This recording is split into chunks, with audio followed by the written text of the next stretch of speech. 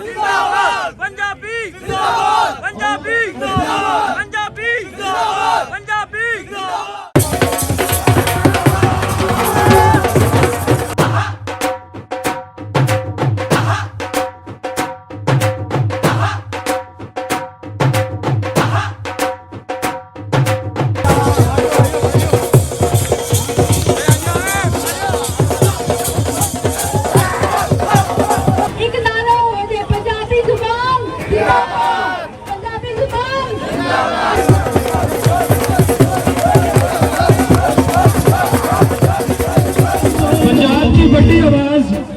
जिथे जिथे लोग सुनते हैं उन्हों की मशहूरी इतनी है कि जिथे खड़े होंगे उत्थे सैकड़ा लोगों का मजमा लग जाता है।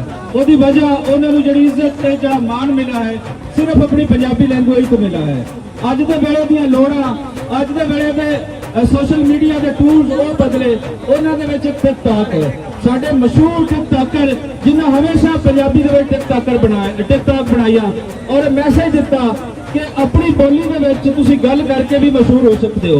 तुम ये नहीं कि गैर बोलियों के गल करोगे तो तुहानू मशहूरी मिलेगी।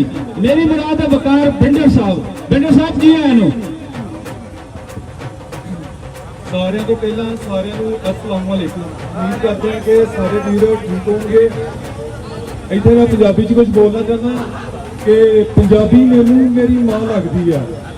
उन्हें मैनू एक पहचान दी तां लगती है ਜਦੋਂ मैं गया सी स्कूल के कालजा च पंजाबी बोलता सी सारे मेरे ते हसदे सी ਇਹਦਾ कुछ नहीं बन सकता पेंडू कह के दसदे सी ते अज कहते ने कि भाई तेरा तो एक नाम आ। मैं ते यही कहना चाहांगा कि मैनू पंजाबी ने दित्ती पहचान। असीं लोग उन्नी देर तक कामयाब नहीं हो सकते जिन्नी देर तक साडा इक्को कंटेंट नहीं होएगा। ਅਸੀਂ ਘਰਾਂ 'ਚ ਉਰਦੂ ਬੋਲਦੇ ਪੰਜਾਬੀ ਬੋਲਦੇ ਆ ਬਾਹਰ ਦੋਸਤਾਂ 'ਚ ਉਰਦੂ ਬੋਲਦੇ ਆ ਕਾਲਜਾਂ ਸਕੂਲਾਂ 'ਚ ਜਾ ਕੇ ਇੰਗਲਿਸ਼ ਬੋਲਦੇ ਆ।